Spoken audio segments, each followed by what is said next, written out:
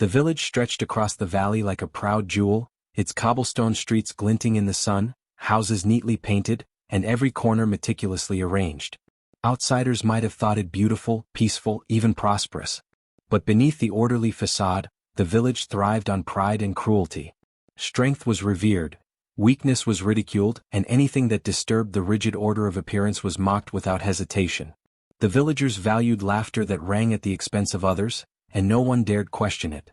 Those who cried, who wept for sorrow or loss, were seen not as human but as blemishes upon the village's perfection. Among them lived a girl whose name was whispered softly, half in pity and half in scorn. From the day she was born, she had been different. Her eyes seemed to reflect an unspoken sadness, and tears came easily to her, falling without restraint or reason. Even as a small child, she would sit under the shade of the old oak tree near the village square, letting her tears soak the grass, while other children played and ran, their laughter ringing sharp in her ears. The villagers did not approach her. They only watched, some shaking their heads, some pointing in derision. Her tears, they said, were an embarrassment, a weakness that should not exist among the proud and honorable. Her family was no sanctuary. Her father, a man obsessed with maintaining the appearance of strength, frowned whenever he saw her weeping. He would clench his jaw and mutter about how she brought shame to the household. "Why do you cry so easily?" he would bark. "Do you want everyone to see how weak you are?" Her mother, though gentler, had long since stopped comforting her, convinced that pity would spoil her. Even her siblings, older and more hardened by the village's unforgiving ways, mocked her openly. "Look at her again," they would sneer. "Crying over nothing as usual. Can't she keep her tears to herself?" The girl learned early that her emotions were unwelcome, that her grief, her sensitivity, was a source of ridicule, not support. Despite this, she remained gentle and innocent. She had a heart too large for cruelty, too tender to meet mockery with retaliation. She would smile softly at others, offering a kind word when she could, though often it fell on deaf ears or earned a cruel laugh. Her innocence made her a target, for in a village where cunning and hardness were praised, kindness was seen as vulnerability, and vulnerability was punished. Villagers would whisper behind her back, comparing her constant weeping to a curse. If tears were strength, she would flood the world, they said mockingly. Her isolation was complete. Even when she sat among other children trying to join in their games, they would push her away or call her a crybaby, laughing at the very essence of her being. She became a ghost in her own home, moving silently through rooms, avoiding the laughter that pierced her soul, careful never to give her parents more reason to scold. Her small hands would clutch at her skirts as she passed, her gaze fixed on the ground, absorbing the sting of every word, every pointed finger. She learned to hide in corners, under the shade of trees and behind closed doors, always watching, always weeping quietly for the world's hardness. Yet her tears were not ordinary. They fell freely, leaving faint trails on the dirt paths, glinting in sunlight like tiny drops of crystal. They seemed to linger for a moment longer than water should, catching the light and reflecting tiny rainbows that no one else paused to notice. While villagers laughed at the girl's weakness, the natural world paid attention. Birds would hush in her presence. The wind seemed to pause as if waiting. Even the river that ran past the village shifted slightly whenever she passed, its current gentle and slower than usual, carrying her reflected image longer than ordinary. Unseen, the world acknowledged the girl's sorrow while the villagers remained blind to it. The contrast between her gentle nature and the village's cruelty made her existence both fragile and profound. In the eyes of the villagers, she was a spectacle of weakness, a constant reminder that their society tolerated no softness. And in her heart, she felt the sting of isolation, a deep and abiding loneliness that came not from the absence of companionship, but from the lack of understanding. She longed for someone who could see her without judgment, someone who would recognize the truth of her tears instead of mocking them. But no one came. Every day, she carried the weight of her emotions alone, navigating a village that measured people by their pride and laughed at those who faltered. She passed the marketplace, the square, the schoolyard, and felt the invisible barrier between herself and the rest of the villagers. No one offered her comfort, no one reached out. And yet, through all of this, she continued to weep, not for revenge, not for self-pity, but simply because her heart was too full for the coldness that surrounded her. It was in this environment of isolation, cruelty, and misunderstanding that her story began. The villagers saw only weakness, but her tears, unnoticed by most, held a hidden power, a truth that no laughter could erase and no ridicule could diminish. And so, the girl who wept alone carried within her a seed of justice and change, a force that would one day rise from her sorrow and leave the village forever transformed. The girl's life in the village was never easy, but it became particularly unbearable because of the relentless cruelty that surrounded her. From the moment she stepped into the sunlight each morning, the villagers seemed to wait for her tears, eager to mock her, eager to turn her grief into their amusement. Children ran past her in the marketplace, pointing and laughing, their voices echoing across the cobblestone streets. "Crybaby," they shouted. "Why are you always sad? Don't you know how to be happy?" Their small hands would sometimes tug at her skirts, pull her hair, or throw bits of dirt at her shoes, and all the while she tried to retreat, tried to disappear into herself, but the laughter pursued her like a relentless shadow. Adults were no kinder. Merchants would roll their eyes when she came near their stalls, sneering at her for showing such emotion over trivial things. Mothers whispered in disapproval to their neighbors about her unnatural sadness, and fathers shook their heads, saying she lacked strength and should learn to harden herself against life's challenges. Whenever she passed by, they laughed at her timid steps, her bowed head, and the silent streams of tears trailing down her cheeks. In this village, strength was measured in pride, and her softness made her an object of ridicule. Her stepmother, a woman hardened by vanity and cruelty, took the lead in ensuring the girl never escaped her torment. She seemed to take personal delight in humiliating her, organizing tasks meant to make her stumble or fail. "Sweep the courtyard until the sun sets," she would command, smirking as the girl obeyed, knowing she would be laughed at by neighbors for her clumsy attempts. "Wash the steps again. They're still dusty," she barked one morning, her eyes gleaming with malicious intent as the girl scrubbed until her hands ached and her clothes were soaked. It was not simply about work. It was about proving to everyone that the girl was weak, unworthy, and beneath scorn. The elders of the village, those who held authority and were meant to guide, were equally cruel, though in subtler ways. They dismissed her grief as childish or insignificant, refusing to acknowledge the pain behind her tears. "All children cry," they would mutter, "some learn to stop sooner than others." When other villagers joined in, their laughter became validation, and the girl learned quickly that no appeal for understanding would ever be met with mercy. Even when she tried to speak about her feelings, her words were brushed aside, her sorrow turned into mockery, and her cries reduced to whispers in the wind. School days were no refuge. Other children would mock her every movement, mimicking her sobs and exaggerated tones, and teachers, fearful of upsetting the parents or the crowd, often looked away. Lunchtime was a torment, as she was left to sit alone while plates of food were offered teasingly and then snatched away. No one offered comfort, and the more she cried, the louder the laughter grew. Each day, her heart became heavier, weighed down not only by her own sadness but by the relentless scorn that met her at every turn. Even the village rituals, moments that should have been communal and joyful, became instruments of her humiliation. During festivals, she was often placed in the center, made to perform simple tasks while everyone watched.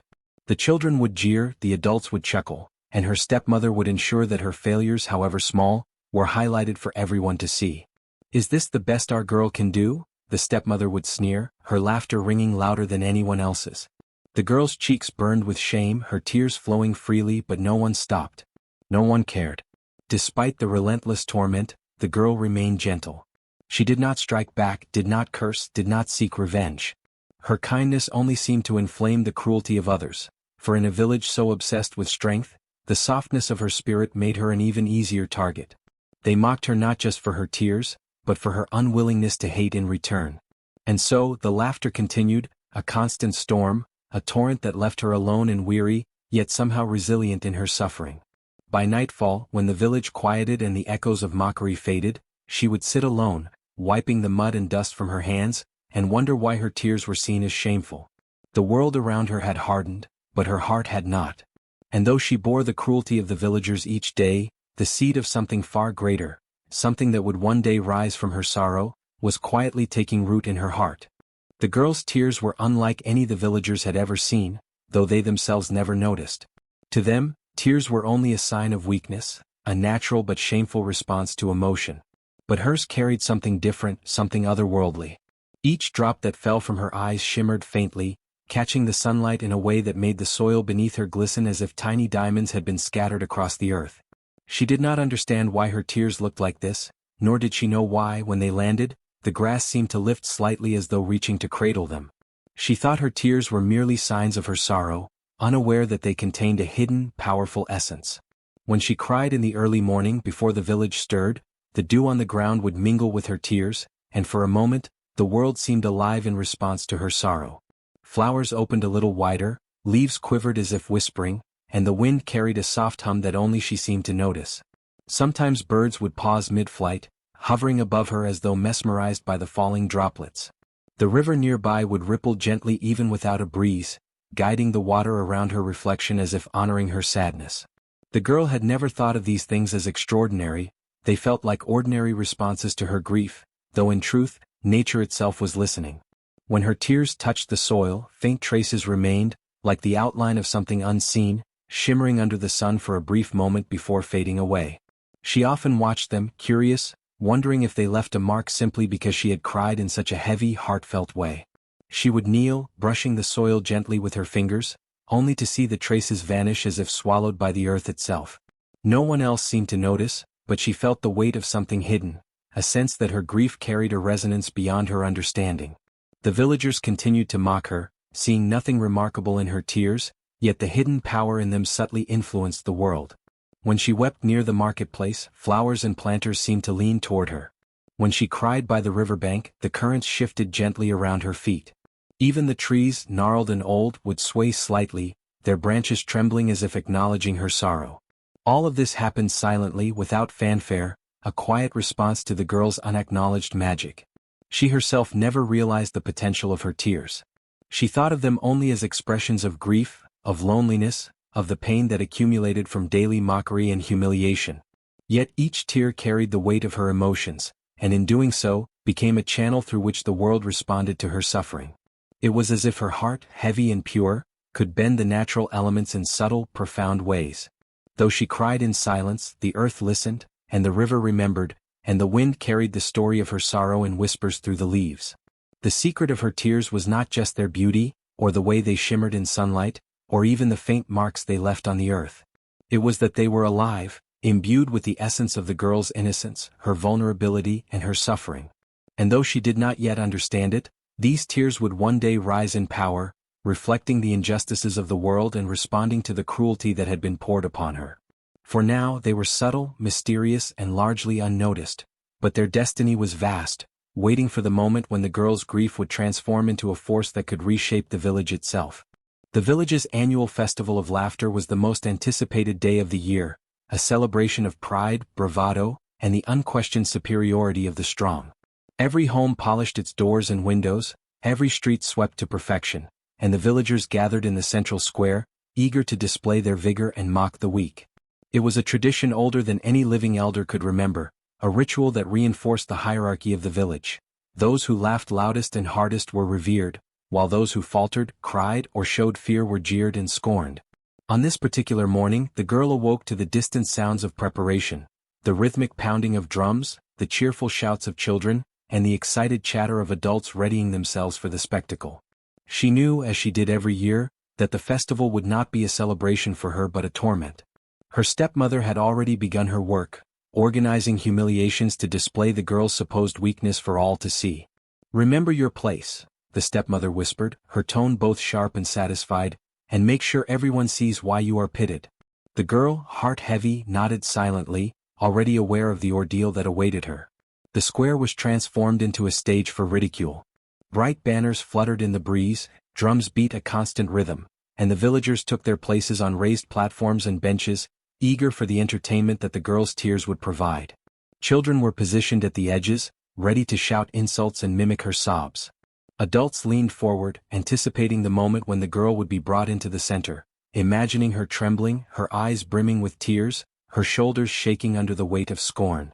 Even the elders, who rarely participated actively, sat with a grim satisfaction, nodding and murmuring about the importance of tradition and maintaining the social order. When the girl was finally led into the square, she felt the full weight of the crowd's eyes upon her. Every step she took seemed magnified, each footfall echoing against the cobblestones. The villagers' laughter began softly at first, a ripple through the crowd, then grew into a rolling tide of mockery. "Look at her.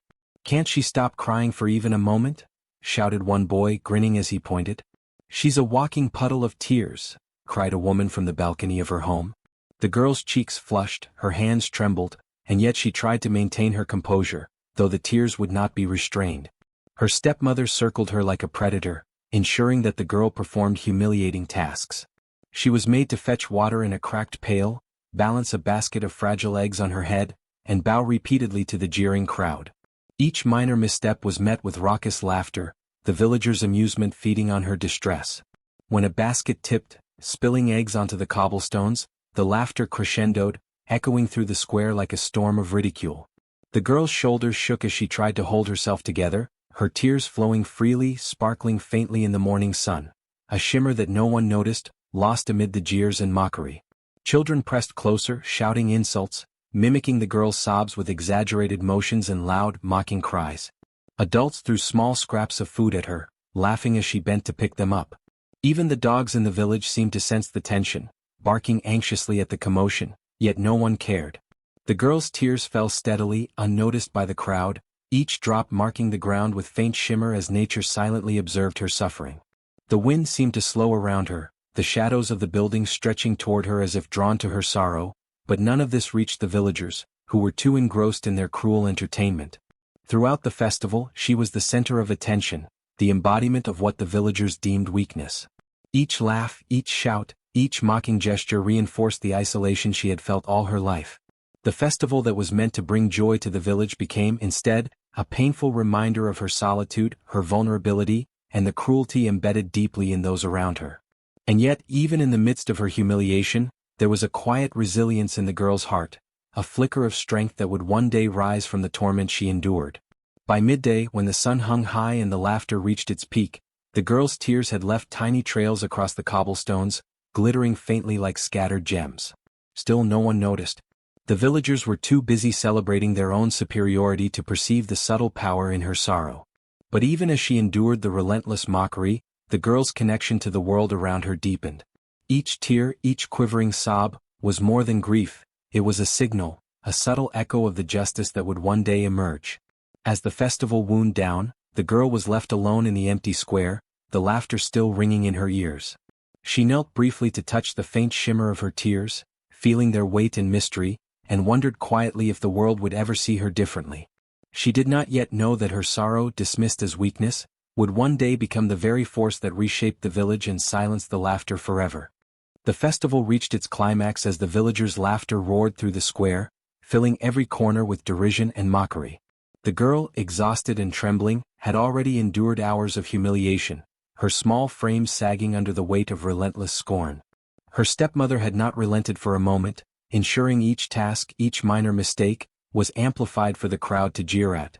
The children's voices pierced her like arrows, the adults' laughter pressed down on her like a heavy stone, and yet she continued to stand, to move, to endure, her tears flowing unceasingly. It was in this moment, amid the height of ridicule, that a single tear broke away from the rest.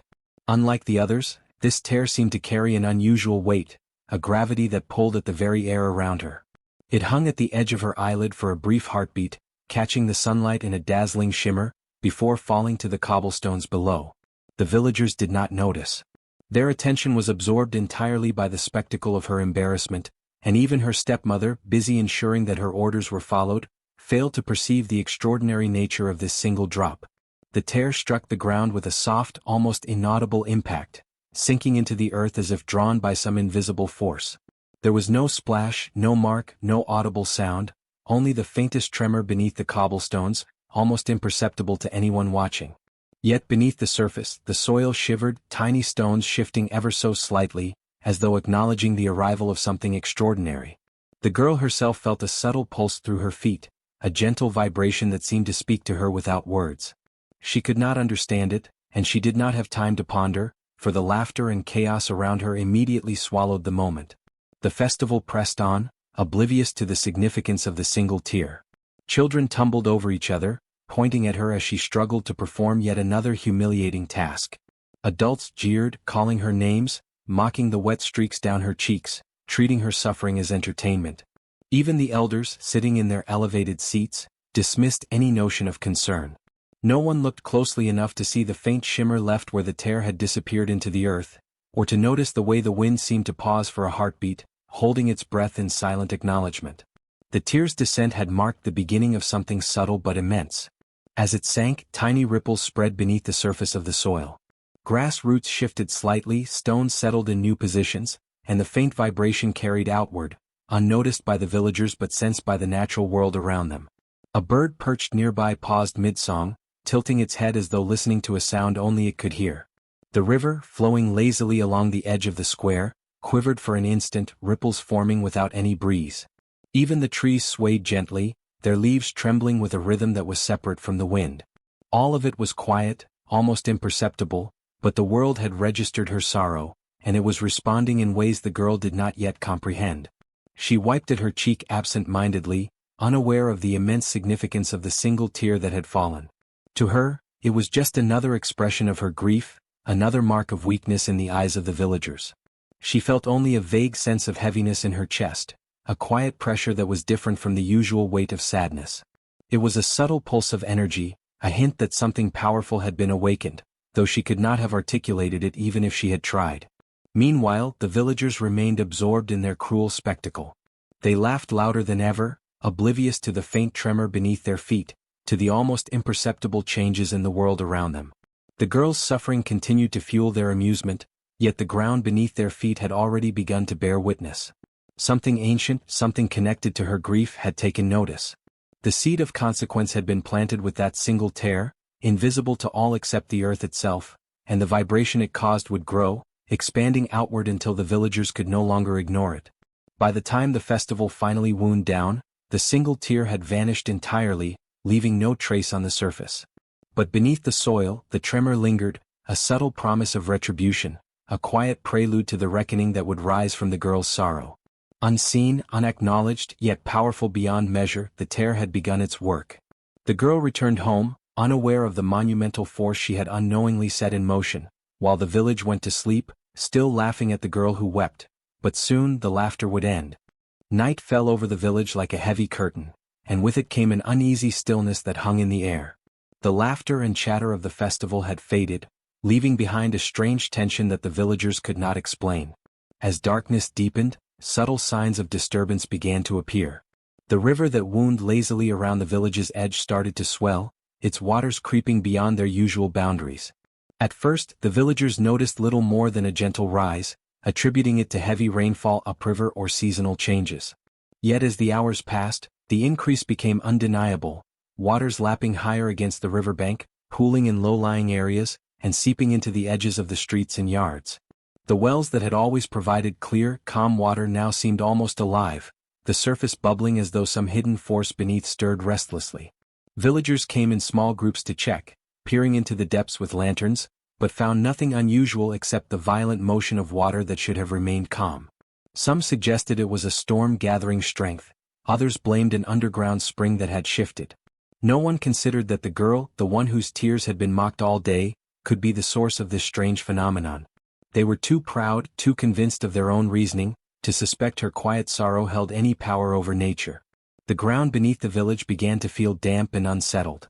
Cracks appeared along some of the older stone paths, water seeping from beneath and creating puddles where none had existed before.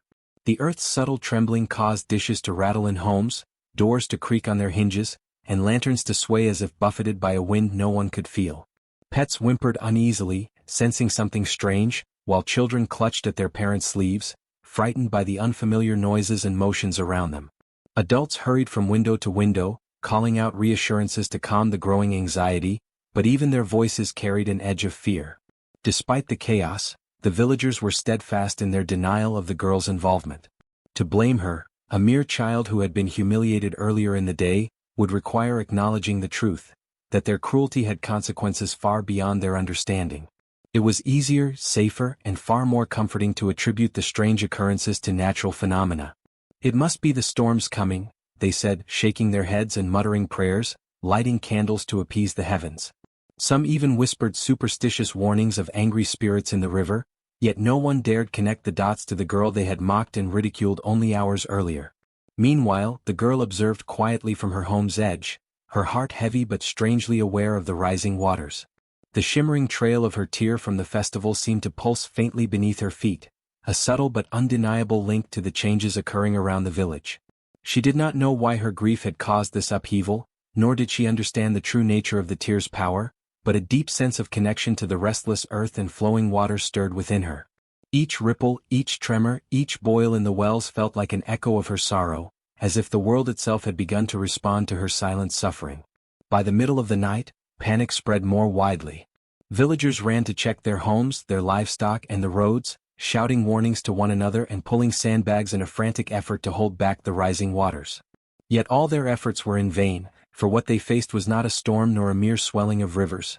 It was the slow, inexorable response of the earth to the sorrow of the girl they had tormented. Still, their minds clung to the familiar excuse. Nature was to blame, not them, and certainly not the child they had spent the entire day mocking. As dawn approached, the rivers were higher than anyone had ever seen, and the earth remained damp and uneasy. Though the villagers slept fitfully, fearing the worst, the girl remained quiet, watching the subtle dance of water and earth around her. She did not yet grasp the full extent of her tears' power, but within her, a quiet understanding began to grow, that the world had heard her, that her sorrow had awakened a force beyond ridicule, and that the village would soon learn, in ways they could neither ignore nor deny, the consequence of their cruelty. As the night deepened, the subtle tremors of the earth grew into a violent shudder. The initial swell of rivers and bubbling wells that had unsettled the villagers was only a whisper of the force now rising. From beneath the ground, the waters surged upward, invisible at first, then breaking through the soil with unstoppable momentum. The source was not rain or storm, but the girl's sorrow, concentrated and magnified into a force that defied nature itself. Each tear she shed in secret, in the quiet moments after the festival, had gathered strength, pooling beneath the earth, ready to rise and demand reckoning. By the time the villagers noticed, it was too late. A roaring tide erupted from cracks in the streets, from wells, and from the riverbanks, spilling over into the village with a sound like 1,000 drums. Water cascaded into homes, splintering doors and breaking windows, sweeping away possessions as though the village itself were being cleansed. The proud laughter that had filled the square during the festival of laughter transformed instantly into cries of terror. Mothers clutched their children, fathers shouted orders that could not be obeyed, and even the stepmother, who had orchestrated so much cruelty, froze in disbelief, her arrogance dissolving into panic. The girl watched, standing at the edge of the rising waters, tears continuing to fall from her eyes. Each tear joined the flood, intensifying it, widening it, pushing it forward with inexorable power. She did not rejoice in the destruction. She felt only the weight of what had been built on cruelty and injustice. The flood was not random. It was a reflection of the collective cruelty that had been poured onto her for years, concentrated into a force that could no longer be contained. The water twisted around houses, undermining foundations, tearing apart walls and flooding courtyards, carrying furniture, livestock, and debris in its merciless current. The villagers scrambled desperately, their screams echoing across the rooftops as they realized that nothing they could do would hold back the deluge. Torches sputtered and went out as if the flames themselves feared the girl's power. Candles melted in moments, windows shattered under the pressure of water pounding from beneath, and the proud constructions of the village, which had stood for generations, trembled and collapsed. Streets became rivers and courtyards became pools, forcing the villagers to flee to higher ground, clinging to whatever they could find. Even those who had once mocked the girl most cruelly could not escape the force of her judgment. The stepmother, whose face had once gleamed with satisfaction at the girl's humiliation, screamed as the flood tore through her home, dragging her prized possessions into the churning water. Children who had laughed the loudest were swept from the safety of their parents' arms, their cries blending into the cacophony of the destruction around them. No corner of the village remained untouched. The waters rose with purpose, seeking out every act of cruelty and punishing it with precision. Despite the chaos, the girl's expression remained calm, almost serene. She did not shout, did not curse. She simply allowed the flood to flow, to manifest the silent justice her tears had held all along. Her gaze swept over the village, and the unnatural glow in her eyes reflected the sorrow and the righteous power she carried. Nature itself seemed to respond, amplifying her silent judgment. The wind howled, rattling shutters and tossing debris, the earth quaked beneath feet and foundations, and the waters surged higher, carrying away all reminders of pride and mockery.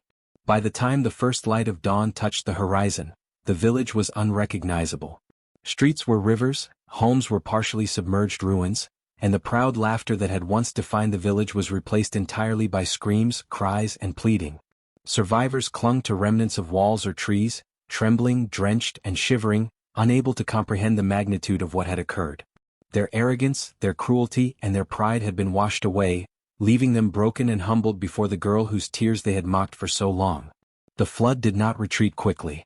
4 hours, the waters lingered, reshaping the village, removing traces of the old arrogance, and leaving behind a landscape both terrifying and beautiful in its quiet aftermath. Each drop that had risen from beneath the earth carried with it the memory of the girl's suffering, embedding it into the soil, the stones, and the remaining walls. The survivors would never forget the sight of their village being swept away by a force they could not understand, and none would dare question the girl's power again. The girl finally stepped forward into the shallow, calm waters left behind as the flood subsided. She moved silently, her tears falling still, joining the lingering puddles, her presence radiating both sorrow and quiet authority. The proud, cruel voices that had filled the village were silenced, replaced by a trembling recognition that injustice had consequences far greater than they had imagined. The flood of judgment had risen, claimed what was due, and left behind a lesson carved in water, earth, and memory that would endure far longer than any laughter had. The roar of the flood had swallowed much of the village already, but its focus soon turned toward the cruelest among the villagers. Those who had led the mockery, who had laughed the loudest at the girl's tears, now found themselves unable to escape the relentless waters. Their once proud shouts and jeers transformed abruptly into frantic cries as the current snatched at their feet, tugging them from solid ground with terrifying strength. Every attempt to fight back proved useless, as if the waters themselves had a mind and purpose beyond natural understanding. The girl stood apart, silent, her presence barely noticed amidst the chaos. Her final tear, heavier than all the others, had imbued the waters with a force of retribution that sought out those most responsible for her suffering. Villagers who had sneered at her weakness felt the weight of their own cruelty pressing down as the flood dragged them beneath the surface. Laughter, once so confident and piercing, was replaced by choking gasps and frantic splashes, a sound that was both horrifying and strangely poetic in its justice. Families watched in terror as the villagers they had once respected, or feared, were claimed by the flood. Some attempted to intervene, throwing ropes or leaping into the waters, but the current was merciless.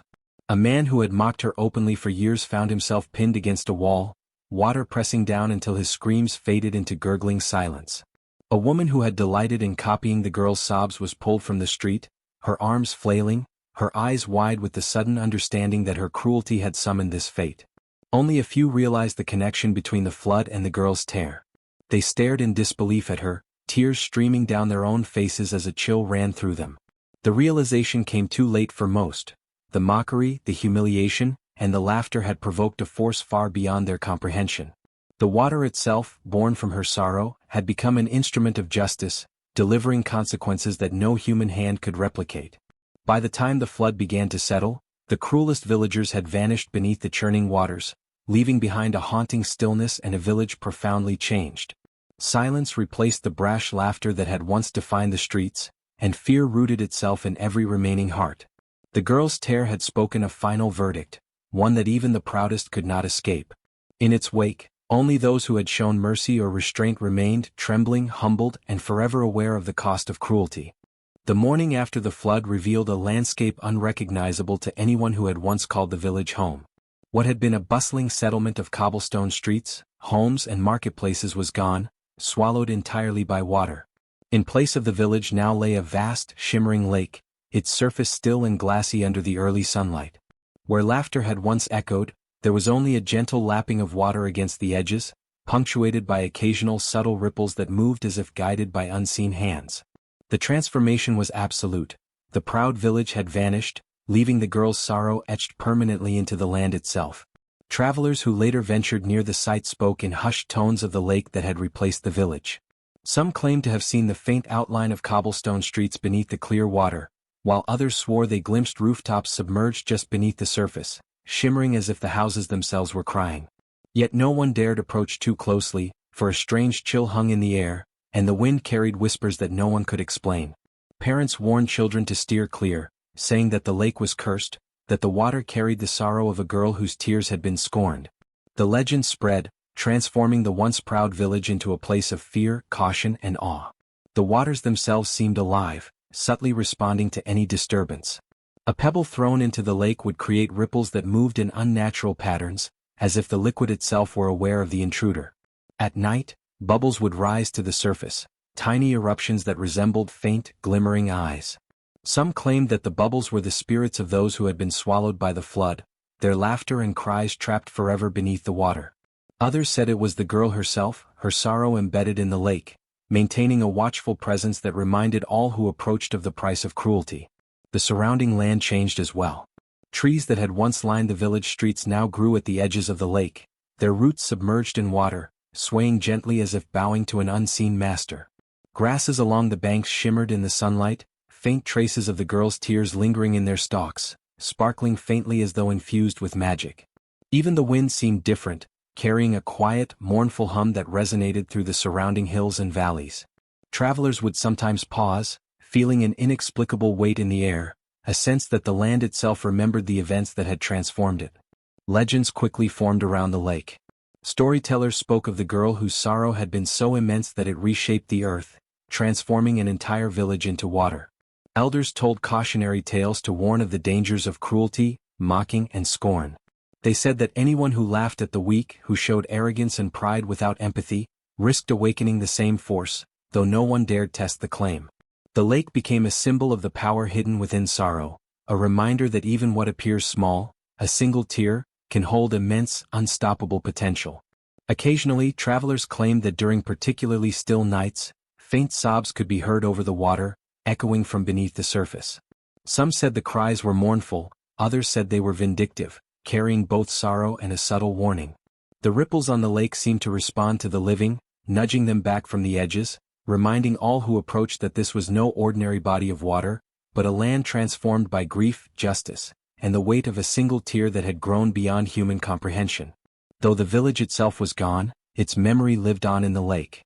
Travelers avoided it, children whispered about it, and the story of the girl who had cried a single powerful tear spread far beyond the original inhabitants. The land had been forever altered, shaped not by human hands, but by the consequences of cruelty and the extraordinary power of sorrow. Every ripple, every faint bubble rising from the depths, was a testament to her grief and a warning to all who might dare mock the innocent again. Long after the waters settled and the village disappeared beneath the lake, the story of the girl who wept endured. Her legend spread far beyond the boundaries of her homeland, carried by travelers, merchants, and wandering storytellers who had dared to venture near the transformed land. They spoke in hushed, reverent tones of the girl whose sorrow had been so immense, so pure, that a single tear had reshaped the earth, claiming the prideful and cruel and leaving a lasting mark upon the world. In villages across the region, parents whispered her tale to their children, emphasizing lessons of empathy, humility, and the dangers of mockery. "Do not laugh at another's grief," they would say, "for even a single tear holds more power than your scorn can imagine." The girl herself became a symbol, a quiet yet formidable presence in the collective memory of the people. Though she was never seen again in the physical world, her influence persisted in every ripple of the sacred lake, in the tremors that occasionally disturbed the earth, and in the way the natural world seemed to honor sorrow and justice alike. Travelers reported that at night, when the moon's reflection danced across the surface, they could sense her watching as if the water itself carried her gaze, measuring the intentions of those who dared to approach. The lake became a place of both fear and respect, sacred in its power, reminding everyone that cruelty never goes unanswered. Schools of thought and oral traditions arose from her legend.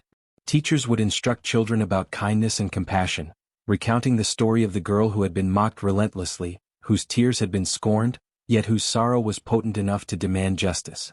They emphasized that her power was not born from malice, but from the accumulation of injustice and the unacknowledged pain inflicted upon her.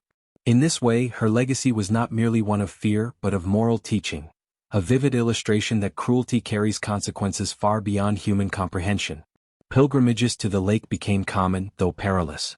Travelers spoke of the waters shimmering with an unnatural glow, and of faint sobs rising from the depths when one dared linger too long. Offerings of flowers, small trinkets, or prayers were left at the edge of the lake in honor of the girl who had wielded her grief with such unstoppable force. Some claimed that if you approached the lake with a heavy heart or unkind thoughts, the water would ripple aggressively, pushing you back, a subtle warning that the girl's spirit still lingered and that her presence demanded respect. Villagers who lived nearby learned to tread carefully, teaching newcomers and children alike to honor the sight, to speak softly, and to never underestimate the power of sorrow. The legend spread not just as a tale of supernatural justice, but as a moral compass for generations. Scholars and storytellers chronicled the events, embellishing them with each retelling, but always preserving the core lesson. Cruelty to the innocent carries consequences beyond immediate understanding. The girl's tear became a symbol, a single, silent act that reshaped reality and demanded recognition of injustice. Even those who had never seen the lake felt a shiver when her story was recounted, understanding instinctively that her power was real, her sorrow transformative, and her judgment absolute. In time, the girl's story intertwined with the identity of the surrounding lands. The lake became a sacred site, its waters forbidden for casual use, a natural monument to grief and justice. Farmers, travelers, and villagers alike maintained a respectful distance, aware that even a fleeting thought of cruelty might awaken the lingering force she embodied. Festivals and rituals emerged, honoring her memory, and each retelling carried the lesson to new ears, spreading across distant regions. The narrative of the girl whose tear had drowned cruelty became a cornerstone of moral education, inspiring caution, empathy, and humility in all who heard it. The power of her legend endured for centuries because it was rooted in universal truths. The girl herself, though unseen, was present in the trembling earth, the whispering waters, and the quiet spaces where grief was acknowledged and respected. Children grew up fearing the repercussions of cruelty, adults reflected on their actions in her absence, and storytellers ensured that the story lived on, never fading from memory. Her tale reminded all that even the smallest, most overlooked sorrow can contain immense, world-altering power. Thus, the girl who had once been mocked for her tears became immortal, not through vengeance alone, but through the enduring moral weight of her story. She was remembered as a figure of both fear and reverence, a silent teacher, a guardian of justice, and a testament to the potency of grief. The lake, the land, and the memories of those who survived served as living reminders that cruelty, arrogance, and mockery can never truly prevail when confronted by the quiet, unstoppable force of sorrow and truth.